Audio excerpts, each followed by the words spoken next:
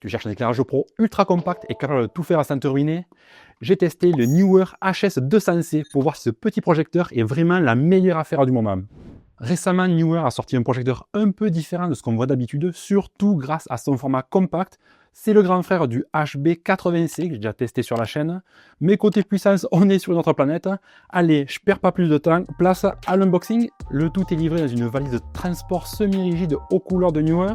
À l'intérieur, on retrouve le projecteur, le boîtier de contrôle, un câble d'alimentation. Petite info pratique, le câble qui sort de la control box pour brancher au projecteur mesure 3 mètres et celui de l'alimentation fait 4 mètres. C'est largement suffisant pour installer ton setup comme tu veux sans être limité ou devoir acheter d'autres câbles.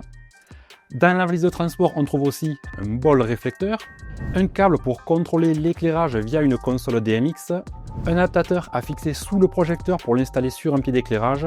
Et je termine avec la lecture qui comprend un petit guide pour l'application Neewer Studio et un guide de démarrage rapide pour le projecteur. Tu pourras télécharger le manuel complet et en français sur le site de Neewer. Bon, tu vois, le kit est bien complet, il y a de quoi faire. Maintenant qu'on a vu le contenu de la valise, je vais décortiquer le design de la lampe et du boîtier car il y a pas mal de détails intéressants. J'attaque par la lampe, ça va aller vite, n'aie pas peur. Comme je disais en début de vidéo, la ressemblance avec le HB80C saute aux yeux, même forme carrée, même finition gris et noir. Si le reste fonctionne, pourquoi la changer? Bonne nouvelle, la lampe est bien équipée d'une monture Bowen standard. Je présente déjà des softbox, lanternes ou autres accessoires avec cette monture. Ils sont donc compatibles. À l'arrière, il y a un ventilateur pour refroidir l'électronique et la LED cob. En dessous, le connecteur pour brancher le câble qui vient du boîtier de contrôle. Un filetage 1/4 de pouce avec des détrompeurs pour installer l'adaptateur pour pied d'éclairage. Et c'est tout pour la tête. Passons au cerveau de la bête. Le boîtier de contrôle. Le design est cohérent avec celui de la lampe et on retrouve bien l'esprit du HB80C avec l'écran rond. On remarque tout de suite le ventilateur en façade. Alors tu vas me dire, si j'ai bien compté, ça fait 2 ventilateurs. Ça fait pas trop de bruit tout ça? Alors t'inquiète pas, je vérifie ça un peu plus loin dans la vidéo. Isolé sur la partie haute, le bouton pour sélectionner le mode de ventilation. Il influe aussi sur la puissance d'éclairage, j'y reviendrai aussi. Juste en dessous, le fameux écran circulaire couleur s'il te plaît, avec une nouvelle petite touche sympa. Cette couronne rotative autour de l'écran qui remplace la molette classique qu'on avait sur le HB80C. C'est plutôt bien vu. Pour le reste des commandes, on a 2 rangées de boutons. En haut, menu et mode. Un appui long sur mode verrouille le panneau de contrôle et un appui long simultané sur les deux fait un reset du boîtier. En bas, un bouton pour vérifier la température et un bouton de sélection pour choisir quels paramètres régler avec la couronne. Sur la tranche droite, il y a des aérations et l'interrupteur général. Sur le dessus, le câble pour brancher la lampe.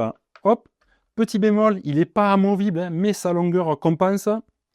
À côté, une sangle avec un câble, c'est bien pratique pour suspendre le boîtier à ton pied d'éclairage pour faire une installation propre sans rien laisser traîner par terre. Sur la tranche gauche, encore des ouïes de ventilation. Et enfin, en dessous, 2 nouvelles entrées d'air, le connecteur secteur et un autre connecteur pour une alimentation externe avec des batteries vivantes par exemple. Dans ce cas-là, il va te falloir un adaptateur double canal avec 2 batteries. Pour finir, complètement à droite, le port DMX. A noter que l'ensemble reste léger. La lampe pèse moins d'1 kg, 990 grammes exactement, et le boîtier 1,1 kg. Donc voilà pour le tour du propriétaire. On a un ensemble plutôt ergonomique et compact, vraiment idéal pour le transport. La qualité de fabrication est au rendez-vous. Reste à savoir si les performances suivent maintenant. J'attaque le gros morceau avec les specs et les fonctionnalités. Pour commencer, ce projecteur dispose de 3 réglages de puissance modifiables directement via le bouton ventilateur. Le principe est simple, c'est le mode de ventilation qui détermine la puissance disponible. Le premier, c'est le mode silencieux, il permet de profiter d'une puissance d'éclairage de 100 watts. Le deuxième, c'est normal, avec une puissance de 210 watts. Et le dernier, c'est le mode booster qui monte jusqu'à 280 watts. Chaque mode fait varier la vitesse de rotation des ventilateurs. En silencieux, ils ne tourneront pas la plupart du temps, et s'ils tournent, ils sont inaudibles. En normal, ils tournent doucement et restent discrets. Par contre, en mode booster, là, il commence à se faire entendre. Et ça, c'est un vrai atout de pouvoir adapter la situation à la puissance. Je t'explique. Pour un éclairage de proximité, lors d'une interview d'un plan serré, tu n'auras sûrement pas besoin de la puissance maximale. En utilisant silencieux ou normal, tu réduis le bruit pour garder une prise de son nickel sans bruit de fond parasite. Le mode booster est à réserver si tu dois éclairer de loin ou quand le son n'a pas d'importance, par exemple. Alors, petite astuce de bon sens, inutile de mettre en booster pour l'éclairage à 10%, reste en mode silence à 23%, ça éclairera pareil, le bruit en moins. Maintenant que tu sais comment gérer la puissance et le bruit, on va regarder quel type de lumière on peut produire, et là encore, c'est très complet. Ce projecteur possède 14 modes d'éclairage différents. Les 8 que tu vas sans doute utiliser le plus sont directement accessibles depuis le boîtier de contrôle. Pour les autres, il faudra passer par l'application. Le premier, c'est l'inévitable CCT qui produit de la lumière blanche sur une plage de température très large qui va de 2500 Kelvin à 7500 Kelvin. On a bien sûr le réglage Green Magenta pour matcher avec d'autres sources lumineuses ou corriger une légère dérive sans avoir utilisé de filtre. Le deuxième, c'est HSI pour faire de la couleur. Là, tu as l'embarras du choix, la teinte, la saturation et l'intensité sont réglables. Tu peux vraiment personnaliser tout ce que tu veux.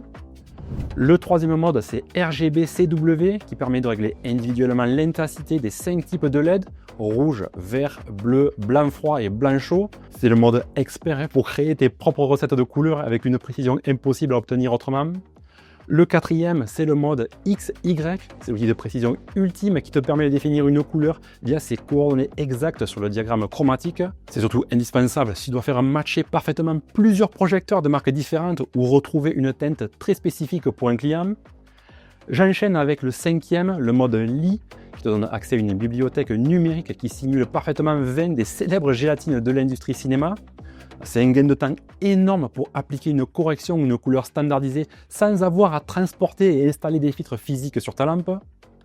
Le sixième, le mode Rosco, complète la bibliothèque de filtres en t'offrant l'autre grand standard utilisé sur les plateaux de tournage.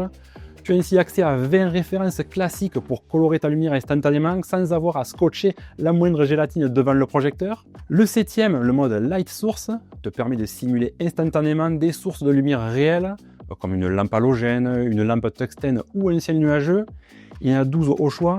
C'est l'outil parfait pour raccorder ton éclairage artificiel à l'ambiance naturelle de ton lieu de tournage en un clin d'œil. Enfin, le mode FX te propose une série d'effets spéciaux dynamiques préprogrammés comme les éclairs, la police ou la simulation d'écran TV. 18 sont disponibles. C'est idéal pour donner du mouvement et du réalisme à tes scènes de fiction ou tes clips vidéo sans compliquer ton setup. Pour les 6 autres, il faudra passer par l'application Newer Studio, car comme pour tous les éclairages de la marque, le HS200C est entièrement pilotable sans fil avec l'application.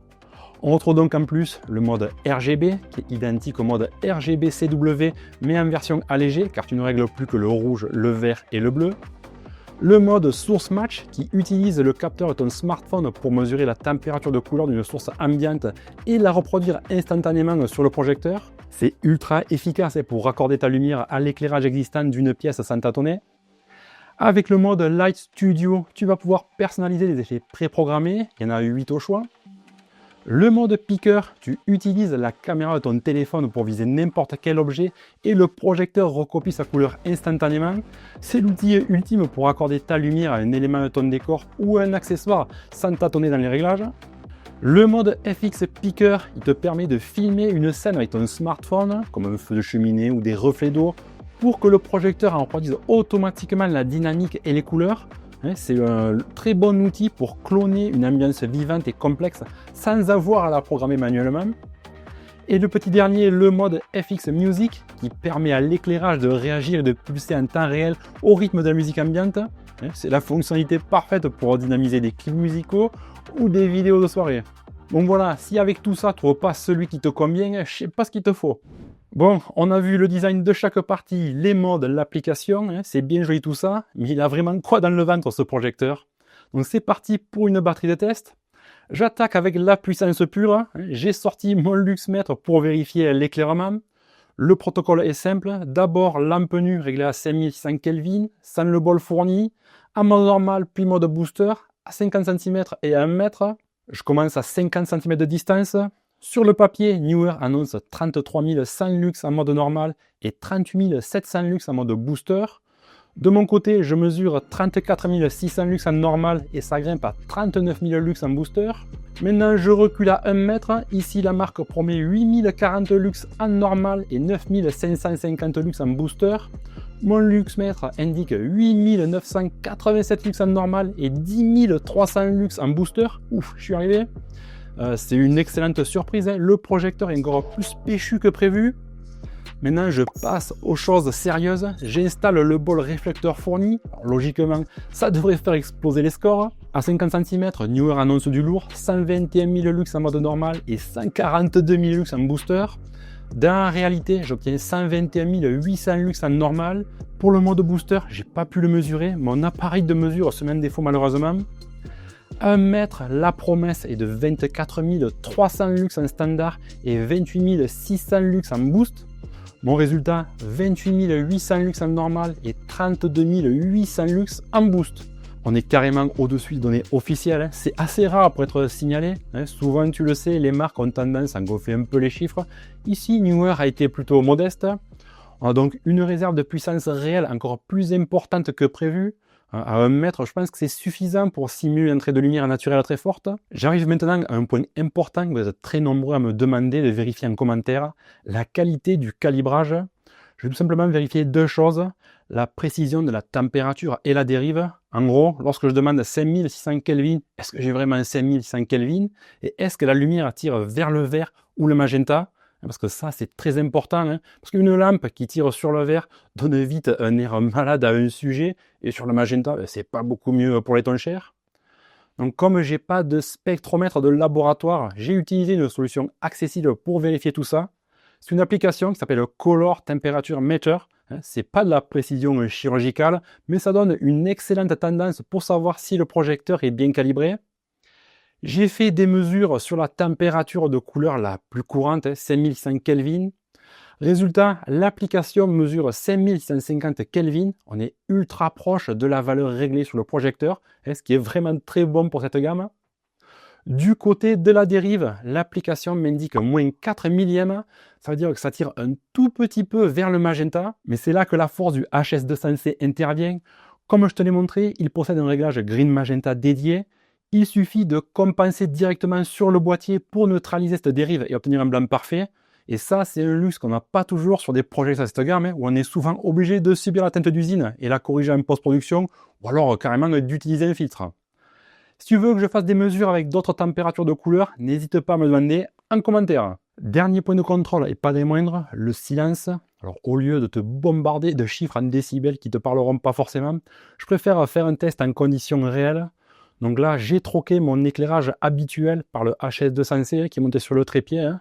Donc je porte mon micro-cravate habituel. Je suis passé environ 2 mètres du projecteur, hein, ce qui est une distance standard pour une interview ou une face caméra. Donc écoute bien, hein, je vais passer les différents modes pour que tu te rendes compte de la différence. Là, je suis en mode silencieux, hein. Je me tais quelques secondes. Je bascule maintenant en mode normal. Je reviens en place.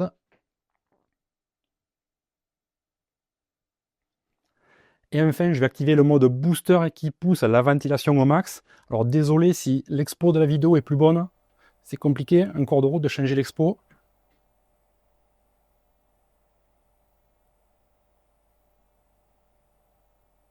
Comme tu as pu l'entendre, en silencieux, c'est le néant absolu, hein, parfait pour les scènes intimistes.